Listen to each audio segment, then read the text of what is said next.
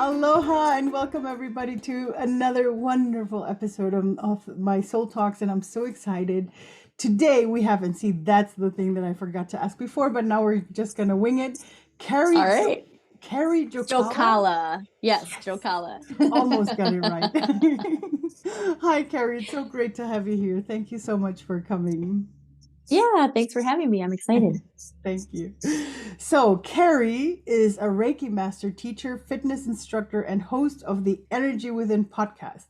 She helps women to embrace their weird beat imposter syndrome and take action on their soul's purpose. I love that. I love how you're saying, how to embrace the weird, because I mean, I feel like we all have different kinds of weirds within us. And this is so beautiful. And also the beating the imposter syndrome. So I'm really looking into talking to you. But for now, how are you? Good. I'm resetting myself today because I had I teach fitness classes, and I took over a class starting this morning for an instructor who's been teaching that class for like 8 years. Wow. And she and I are good friends. In fact, our two oldest kids, we joke that they're going to get married one day because they really like each other. They're only 5, but yeah. So there was some, not imposter syndrome, but a little bit. Like, even someone who's been on this journey for a long time, you can end up in situations where you're kind of like trying to read the room and not sure. And I had a little bit of that this morning, actually. So I'm working on settling back in and calling my own energy back and remembering my own confidence. So very timely, I suppose.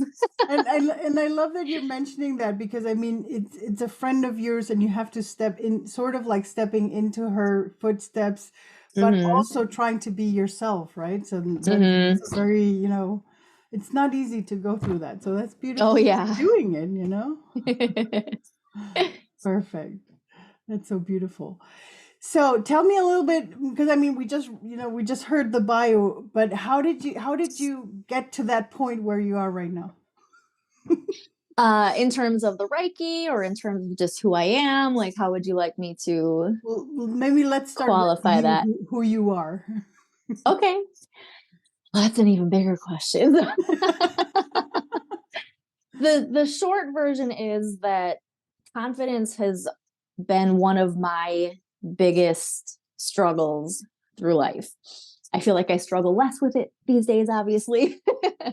But growing up, especially, there was so much of an up and down. So many times when I thought I was confident and then I could get easily knocked down. And other times when I was just in a down period for long stretches of time, not quite to the level of like being diagnosed with depression, but I'd say I was pretty close at some points, and it's been just kind of a long but very conscious journey since I had kind of there were a couple light bulb moments, but really just one main light bulb moment that I had that kind of just flipped the switch for me, not to use too many light bulb puns, but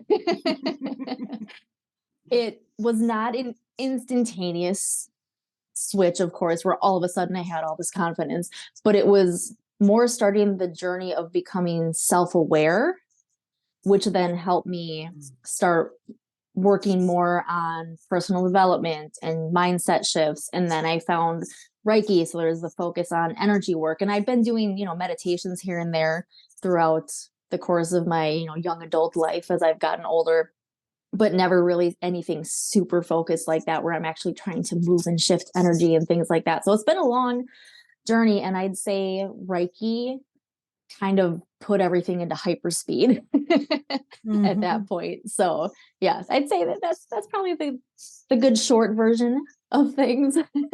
And really learning to embrace my goofiness, which is where the embrace the weird comes from, because I was so clammed up for such a long time and so afraid to, say something that popped into my head that I thought was funny, or do something that I thought might get a laugh, or not even about trying to be funny necessarily, but just, just being myself and just allowing that to come out. I would always stop myself. I would instantly overthink and be so worried about what other people might say or think or do, because I was so worried about being rejected, because I had spent so much of my life being rejected as a kid in school and like not really having any friends. And it was, how do I want to say it?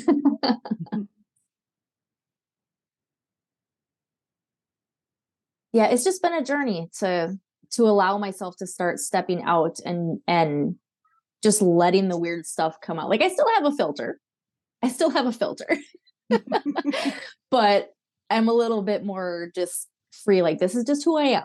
I talk in movie quotes and song lyrics and now Instagram Reels quotes. So whatever pops into my head, it's going to come out. If somebody's inflection or a word they say triggers one of those quotes, it's coming out of my mouth. And I'm just going to be me. I'm going to do my little weird dances and when I'm up teaching classes and tell my stories and just be myself.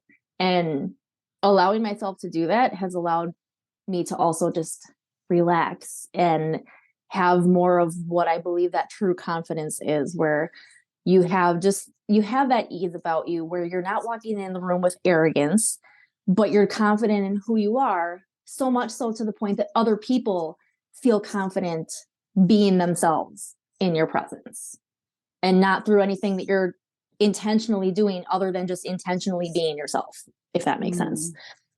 So thank you so much for sharing this, because I mean, taking away so many things. And for starters, acknowledging how, and I'm going to say we, because I think a lot of us go through that phase where we sort of just adjusted to the world around us, and we were always, trying to, fit in, trying to be who we thought everybody else wanted us to be, which, I mean, in some cases we actually had probably people that were telling us those things, but sometimes it's just our own presumption of, what we thought everybody else wanted us to be. And I think it's so important to share that to a certain level, for us to know, hey, you're not alone, for our listeners, for our viewers to see, you're not alone. It's okay.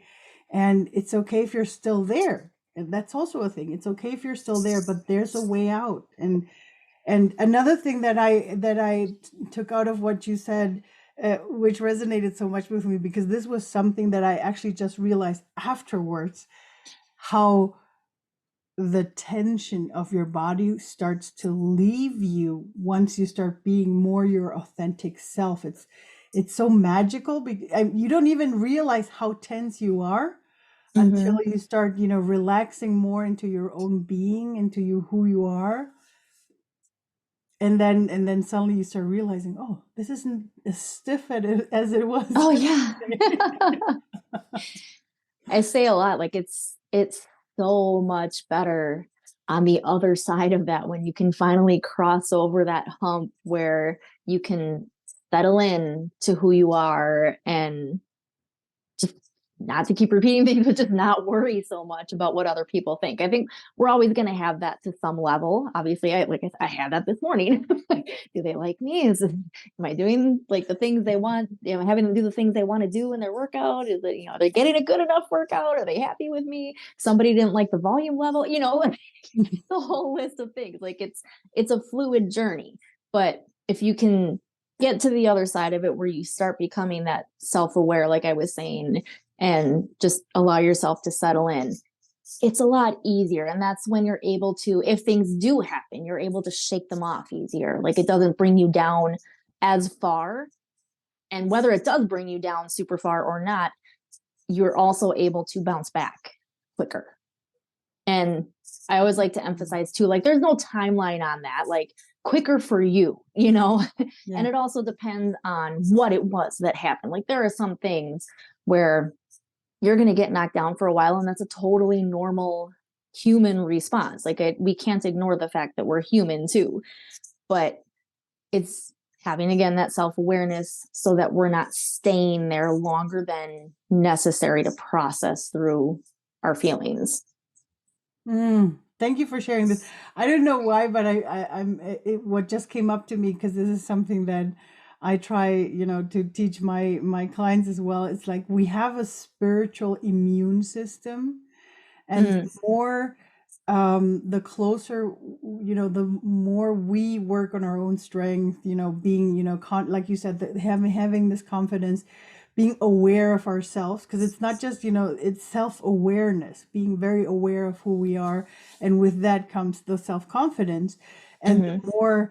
the more we work on all our things, on all the energies, that are happening, all the fears, all the blocks and everything, the more we work on them, the stronger our immune system is, which doesn't mean that we're not going to get a flu, but Right. it's just, maybe before a flu would, knock us out for weeks. And now it's just maybe a couple of days and then you're through.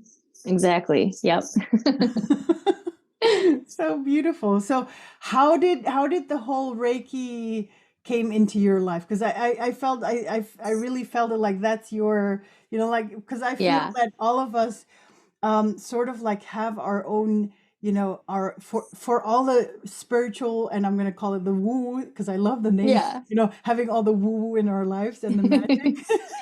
um I feel like all of us, we have certain languages, spiritual languages, and depending on what technique we find, that's the one that's going to unlock it. For me, it was the Mhm. Hawaiian philosophy and, all the Hawaiian stuff. In your case, it feels like it was Reiki that, introduced you into that knowledge of knowing this, like this is your home base. How did that come to happen?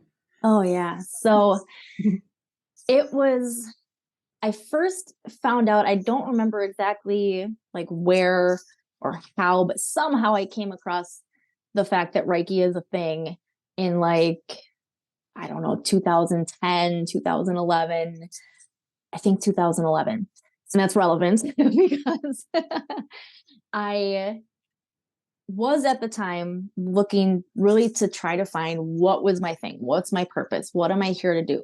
And I was thinking, maybe I could do, life coaching or helping people with their confidence. I found out that there are people who actually call themselves happiness coaches. I'm like, people always tell me I'm really happy, maybe I could be a happiness coach. So I'm like reading all these books and looking up all these things, and I found Reiki and just the idea of energy healing, aura healing. I'm like, that sounds really cool. You mean I can like intentionally affect someone's energy from across the room? That's pretty cool.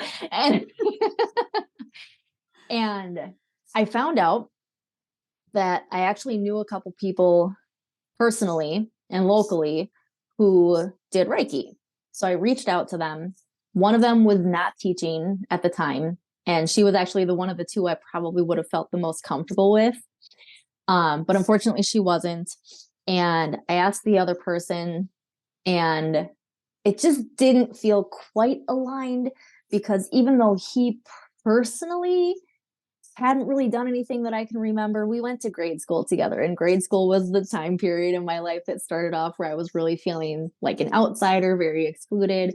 I was being made fun of. I was intentionally excluded from a lot of things, like to my face, like, nope, you can't join our group, like that sort of like mean girls thing. And so it just didn't feel right. And well, obviously the internet was a thing in 2011. I didn't consider it at the time as like, oh, maybe I can find another Reiki teacher by doing a Google search. Didn't do any of that. Put it aside. It would randomly pop into my head that like, oh, maybe I should look into that again. And of course I didn't do anything about it for a long time. And then 2020 rolls around, and we all know 2020. We don't talk about 2020. And I'm scrolling my phone, and I'm in a couple like women in business, women helping women entrepreneurs type Facebook groups. And in one of those groups, they were doing like some Women Wednesday something or other, where a lot of the paid members of the group were getting together, and they put together a schedule where they'd each take like a half-hour block and just show their expertise, come on and offer some coaching or talk about what they do. Or a lot of them were intuitives. And I like to use the phrase they always say that when the student is ready, the teacher will appear. My teacher literally appeared in my Facebook feed. doing her video in this group, and I stopped and I was watching. She was doing card pulls, but there was something about her energy that like I really felt connected to right away. And there's thousands of people in this group. So there were already like, I don't know, 75 people watching the live. And I came in kind of late. So she already had a bunch of people in line for the card pulled, and she only had a half hour. So she mentioned she did card pulls in her group. So I followed her. Like, smaller group, I bet I can get a card reading this time. And then I found out that she taught Reiki, and she just so happened to be putting together her very first ever online Reiki course. And so I'm really like leaning into it. And I hadn't received Reiki before. I think I did like one group session with her prior to this, once I found her, of course. But I had like this inner knowing, like this soul knowing that this is something that I'm supposed to do. This is part of my path. This is something I could be really good at. Like I felt it. It was the same feeling that I had when I started teaching group exercise classes. I'd never taken a group exercise class before in my entire life. I had worked out in the gym. I'd had a personal trainer a couple times, but I'd never taken a class. No clue. And yet I'm like, I feel like I could be really good at this. Like, I'm really excited about this format. It was just an inner knowing. And here I am, 13 years later, still teaching classes, taking over other instructors' classes, So that same just like inner knowing. And what solidified it for me was either the day before or the same day that I actually signed up for class.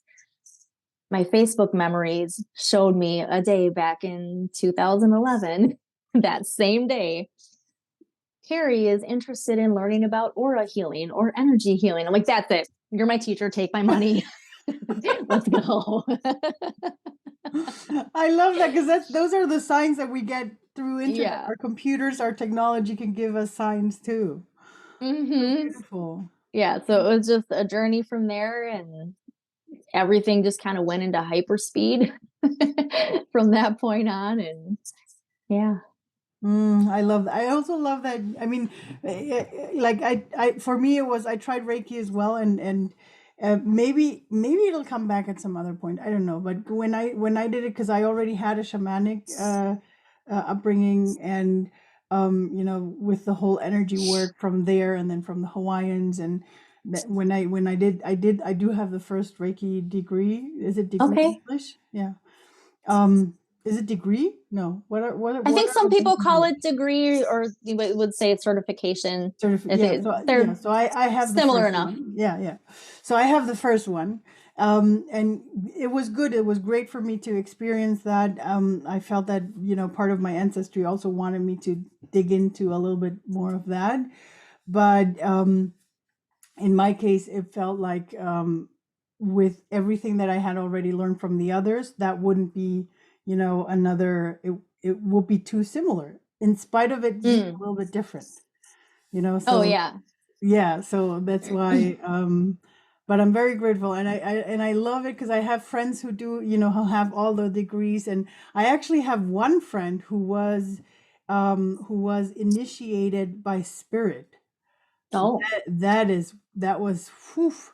And she actually confirmed it, because she didn't believe it at the beginning. She was like, she can tell you the story that she was sitting in church, and then she suddenly received certain symbols. Oh wow. Mm-hmm. That's amazing. Yeah, and then she went and asked her a friend who was, like, hey, do you know what this is? And she was like, oh yeah. Wow. Yeah. That was pretty amazing. But that, because some of us, like you said, because I'm like you. For me, when I was ready, my teacher appeared. Yeah. But she's one of those cases that actually never needed a physical teacher, to be there. That's amazing. So many things that she just received from, from the intuition, from the energy just coming. And it's not just that. She's amazing talking to rocks, by the way. I'm talking like, like all the rose. Yeah. What are all the different kinds of stones that we can, energetic stones and healing stones, and you Hmm. can just call her up, tell her a name, and she would just, she would go, okay, hold on, let me check, and she's standing in her shop, and she's like, sort of like asking all the stones in there, who wants to talk? Oh, wow. So just for that, but no, but what I mean is, what I love about it, it's so beautiful, how we can connect with energy being there, and Reiki such a beautiful way, and it's so amazing, because I love, when you use your hands to Hmm. touch someone.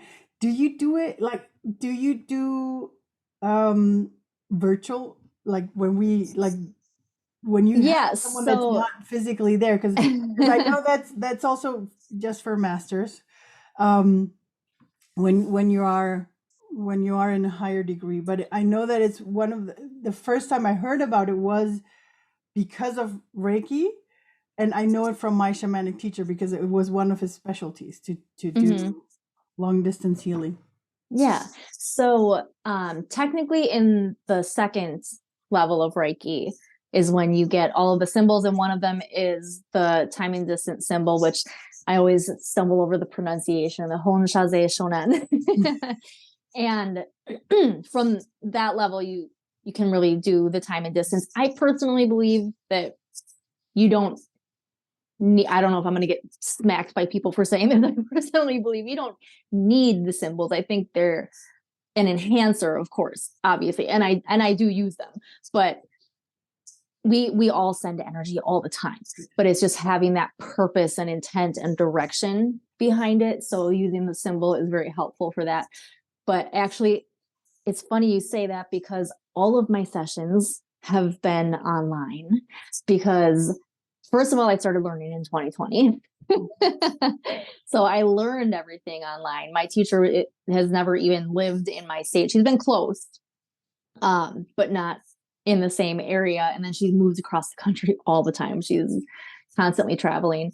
And I just haven't had a space to use to do in-person sessions. So everything has been online. I do actually have coming up, I finally found a place. They reached out to me. They were looking for someone to come in and be their Reiki person. So I will have a spot actually where I'll be doing some in-person sessions, but still most everything is going to be kept online.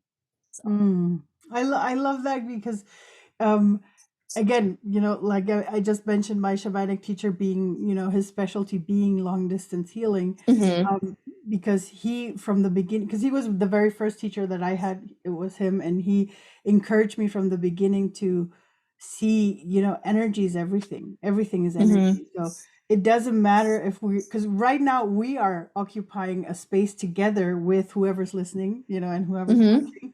So we have created the space in spite of us not being physically in the same space. Right. And Yeah. it's possible. It's different. And I know that some people do prefer the physical touch or the physical closeness, but it's so amazing how you can, transfer energy just like here. Like I've done Oh, healing yeah. sessions with my clients, and they go like, "What were you doing?" And I'm like, "Okay, I don't know." And I start telling them what I was seeing and stuff. They go like, "That's why my back was tickling." Yeah. Those are my favorite moments when people are like, "Oh my God, I felt that." Yes. There was even one, she's done enough sessions with me to just know what to expect by this point. And she told me after we came out of it, when we were going to start talking, she's like, waited for me to tell her everything that I picked up on. And there was something going on with her throat. And she said at one point she felt something around her throat. And she's like, she's doing something right there, right now. I know it. Like, yeah, I was. Yes, it's so amazing, and it's like, oh, I love it, and especially with everything that has been going on in the past 3 years. Um, because that was one practice that actually, again, my shamanic teacher taught me to give us virtual hugs. Mm, And it's mm-hmm. you feel it. Like I can still feel them, because I remember, before, back then we were still not Zooming, we were really talking on the phone. And when you're on the phone and you're like, okay, I'm gonna say goodbye now, but I'm gonna give you a big hug, and then you just tune into each other, and you actually feel the embrace, and it's so beautiful, Mm-hmm. and it's so powerful, because we are not alone. It's so, it's such Yeah. beautiful closeness. Mm-hmm. Oh, it's so beautiful.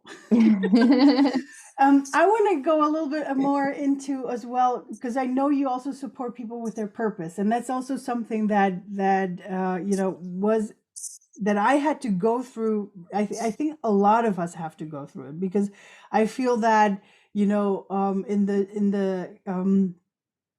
the environments that we grow up and that we have been living, because I feel it's very much changing, but there's still a lot like us, from from other from other energetic places, let's put it this way. And we were brought up to, and sometimes we were even pushed into certain directions that didn't feel like our true purpose and weren't making us happy, maybe like you said, even close to depression. And I feel that especially for us empaths, that's always such a huge deal, because I mean, I remember in my time when I was looking for my purpose, and if someone would tell me of a kind of job, not a specific, but hey, why Mm-hmm. don't you do event management? And then I would be like, oh my God, yes, that's the true thing. And I would be in there like for 3 months going on and on about event management. And then someone else would tell me, oh, but why don't you do this? And then I would be, all over the place, until I finally decided I'm stopping, I'm taking a break, and I'm going to go on a spiritual journey to find my purpose. But I feel that I'm not the only one. I feel like there's so many empaths, because of this energetic feeling everything, we sort of like tend to be, easy to, okay, let's do this. Oh no, it's this one over there. Okay, let's follow this one. Mm-hmm. To be all over the place. What or For me, one of the hardest part was not just, or it was really finding out who I was in the end, because it was not just about, because you also said earlier, allow yourself to be yourself, but how do you deal with that question when you're not sure who you are yourself? Mm-hmm. Oh, How was wow. that for you? Well, first of all, you did kind of hit the nail on the head. Like, the reason that I have what I say about what I do about embracing your weird and beating imposter syndrome, and then the last thing is take action on your soul's purpose, is because I've kind of figured out, at least for me, that's the order that it feels like it goes in. You get comfortable, or at least comfortable enough. It doesn't have to be 100%. You don't have to be completely healed or have everything figured out. You're never going to. So if you keep trying to like heal everything first, you're never going to do anything. So we need to start moving somewhere. But we get comfortable enough with who we are. And once you figure that out and you understand that, really, to kind of oversimplify it, your only purpose, everybody's purpose, is to just be ourselves and shine our light. The vehicle you do that through doesn't really matter. So you could do 1,000 different things, and they could all be part of your purpose. You could switch from one thing to another, and it could all be part of your purpose, as long as I feel like it's bringing you joy and you're able to be yourself while you're doing it.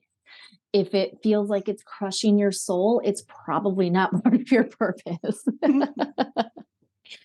um, yeah, because I've been in jobs like that where I'm like, yeah, no. Yeah. And I don't know a ton about astrology, but my Reiki teacher read my chart for me once, and it's literally in my chart that, like, obviously we all want to love what we do, but my chart, like, I have to, like, I am not a happy Kerri if I'm not enjoying what it is that I do. So, like, I'm that person who's maybe looked at a little weird because I'm like, well, why can't you like your job? And a lot of people are out there thinking like, well, no, you're not supposed to like your job. You go do what you need to do. And then you do everything else you like to do afterwards. Like, no, why can't it all work together?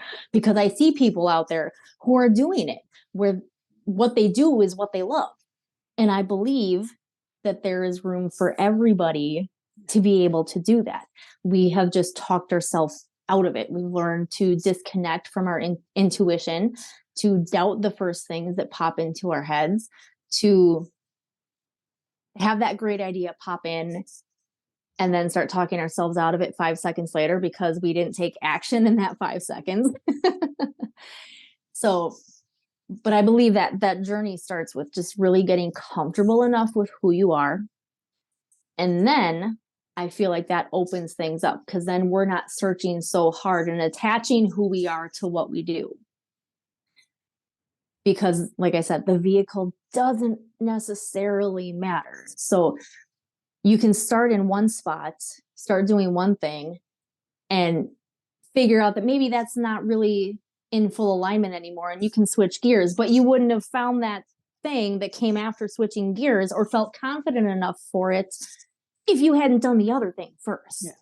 So it's allowing yourself to be comfortable enough to at least take a step. And that's where I was for a long time. And that's like, I feel like those are the kinds of people that I attract to me, are people who are in that same spot where maybe they either just, they know that they're meant for something different, but they can't figure it out because they keep questioning themselves, or they've got an idea and maybe they've taken some action on it, maybe they haven't, but they're just so scared because they feel like they have to have it all figured out, or they're so worried about what other people are going to think or say or do. And I'm not saying I've completely gotten over all of that either. But in learning to do Reiki and feeling that soul push, that soul knowing, like I knew from the beginning, like this is something that even if things evolve, it'll, like, this is what's going to push me forward.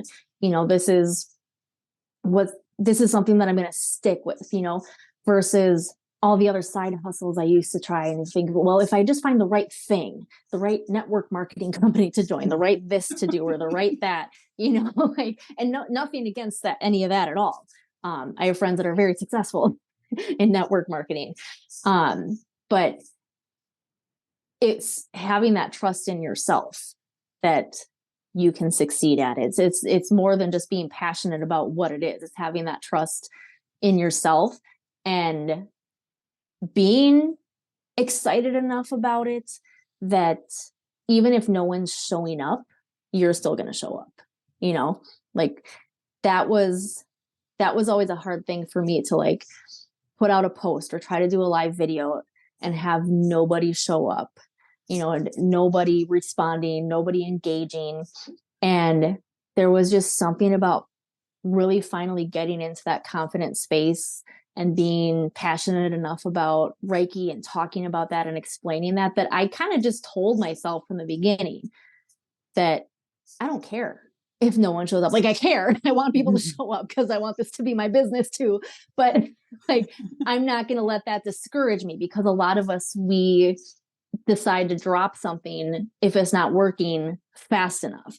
And if we're in it for the long game, that's when you start to see the real results, and people start actually finally noticing that, oh, that is what she does, versus a few sporadic things here and there. And then 6 months later, you've only talked about it 6 times and you're sad because it doesn't seem like anybody knows that this is what you do. But no, you keep showing up because you know it's part of your purpose, and you know eventually someone's going to find that replay. Someone's going to stumble on your website. Someone's going to find your podcast, or someone's going to do this, and they're going to show up out of the blue. Or you even have people who, I get this a lot actually, people who never interact with my posts. So I don't even know that they're there. I'll come across them in person, or they'll message me or something and be like, oh my God, that podcast you did or that post you did was so inspiring and blah, blah, blah. And thank you so much. And da, da, da. I'm like, well, hit the like button then.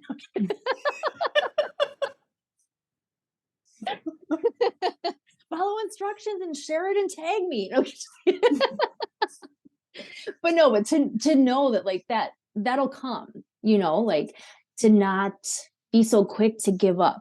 And, you know, can you stick with it and keep that passion there and keep that confidence in yourself there for, you know, could you do it for a year without worrying how many people are showing up? And then maybe reassess if maybe things are feeling out of alignment, if maybe the joy isn't there anymore. Is it something that you need to just reignite, or is it leading you to something else? And if it is, let it lead you to that something else. And you still needed probably to go through all of that to get to that next thing. Mm. I hope that made sense. I Oh, feel for like I went off on a few definitely, tangents. because if you look at my list of spiritual things that I learned and did, and because I've done shiatsu, I've done healing magnetism, I've done the Hawaiian version of energy work, the shamanic version, one Reiki level, um, and it's so many different things, and even though I'm not practicing all of them today, but all of them were a puzzle piece for me to be who I am today. And I've gone a step further, because like you were saying, because we sometimes feel it has to be this one thing, but we're living in a world where it's not just one thing. Of course, there are people who come out of school and immediately know what they're going to be until they retire, but there are so many out there that are similar to us, I guess, that we have more than one interest, and it could be this for maybe 2 years, maybe just 1 year, maybe just a couple months, or it could be something for 10 years, and then after 10 years you decide to do something else. But the important part is that you are doing it because it feels right for you, not someone else told you to do it, or you feel like you have to do it for someone else to make them happy. Yeah. And really the important part is the taking action, because that's where so many people get stuck. They're like, I got this idea, I have this thing. And now that I'm on the other side of it, because I was always that person like, oh, that'd be really cool to do that. Or I'd see someone else, doing their webinars about whatever they teach. I'm like, I could do that. Like, I love obviously, I love being on camera. I love talking. You get me on the right topic. Sometimes, like, I can be quiet. I don't have anything to say, I'm not going to say anything, but you get me on the right topic, you can't shut me up. So there's kind of no in between. In fact, I go on so many tangents. I'm like, where was I going with that? It's the taking action.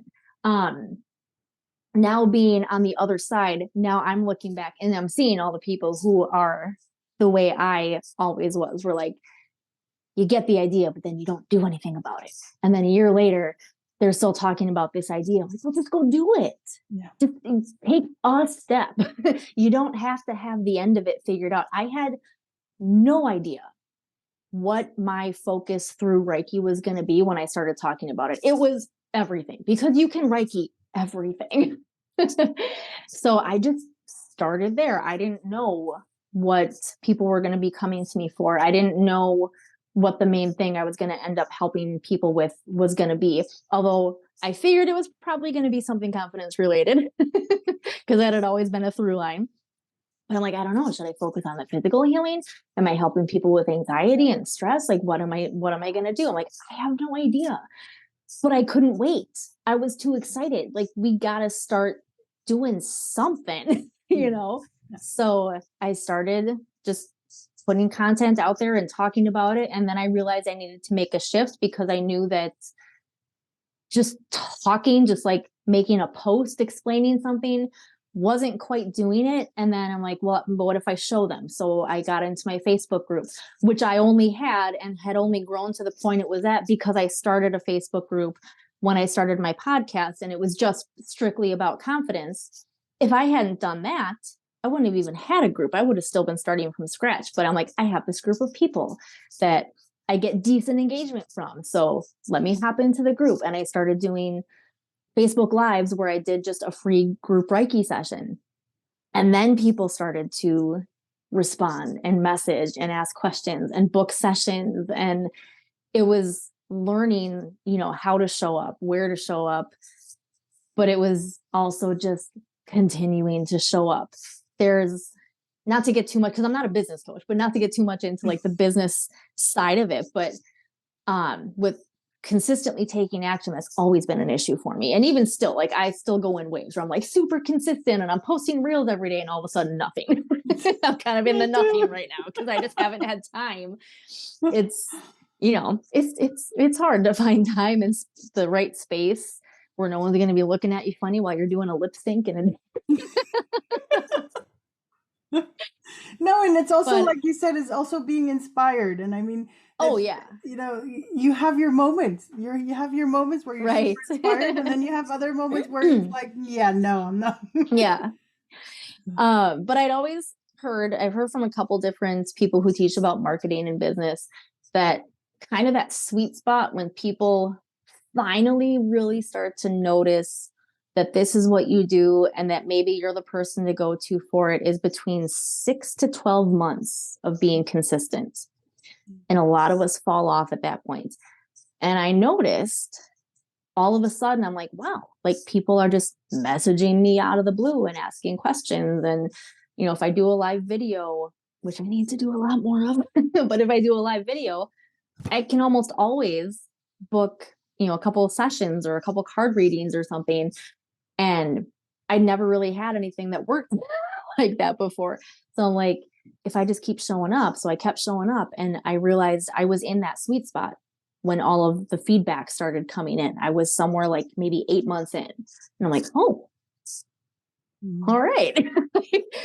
I have been consistent, like more consistent than I had ever been for sure with anything. And I'm like, oh, it really does take people that long.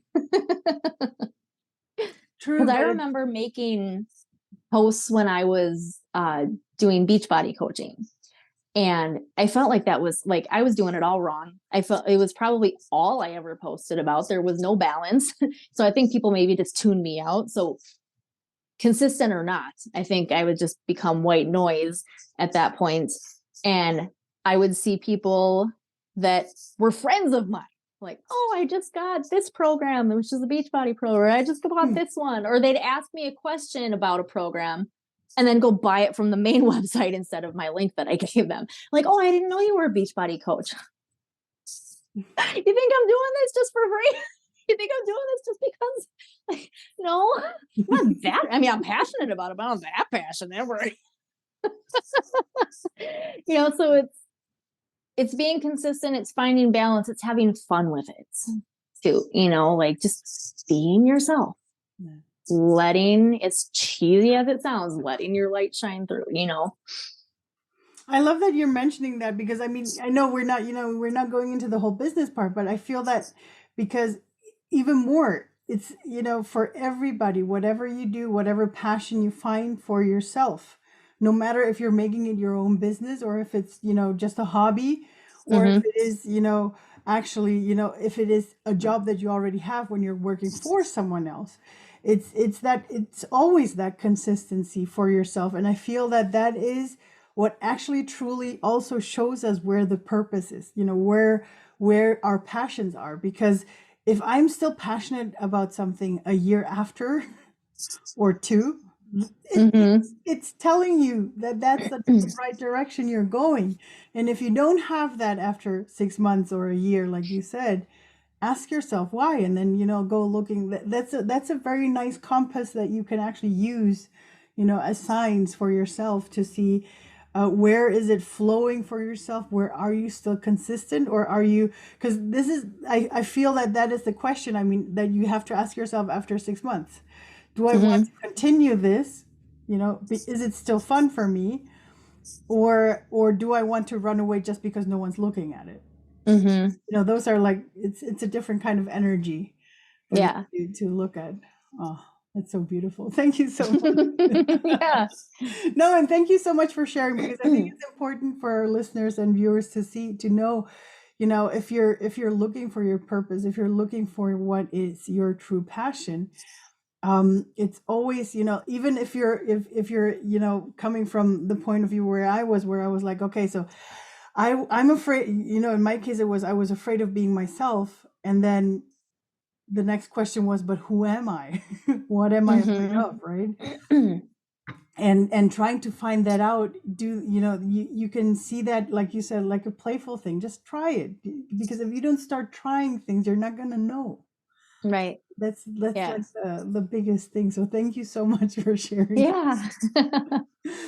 So you already mentioned a couple of things, but if someone is listening or watching and goes like, oh my God, I resonate so much. This feels so much. Kerri has such beautiful energies and I would love to work with her. What types of, like what kind of programs do you offer right now?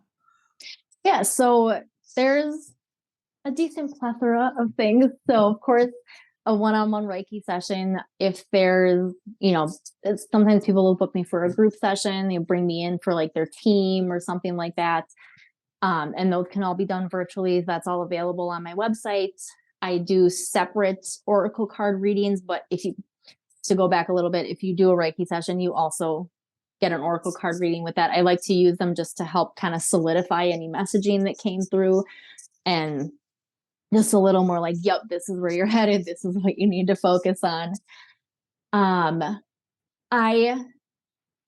don't want to downplay my abilities in this part at all, but it's a little bit newer to me, but I do also do some Akashic Records readings, which could include Reiki. It just kind of depends on how the session goes.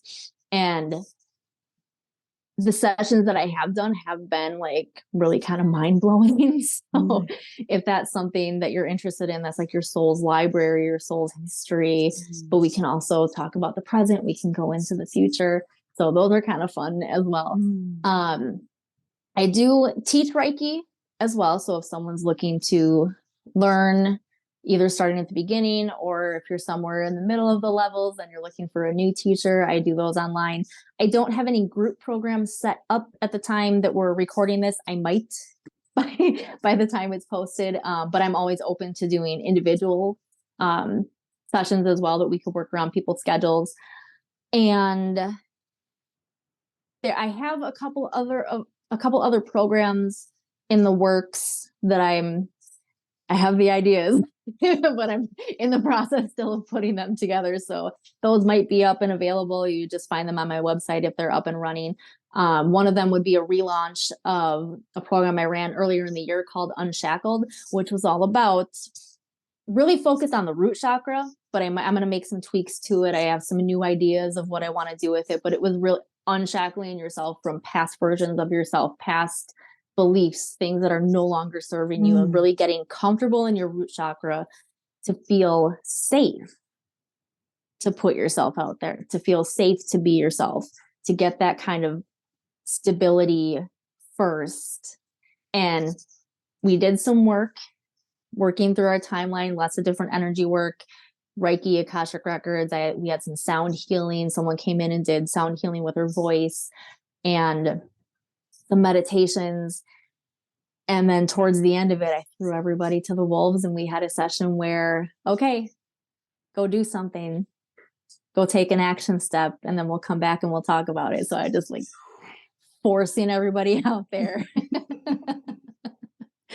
So a relaunch of that is going to be coming later this year.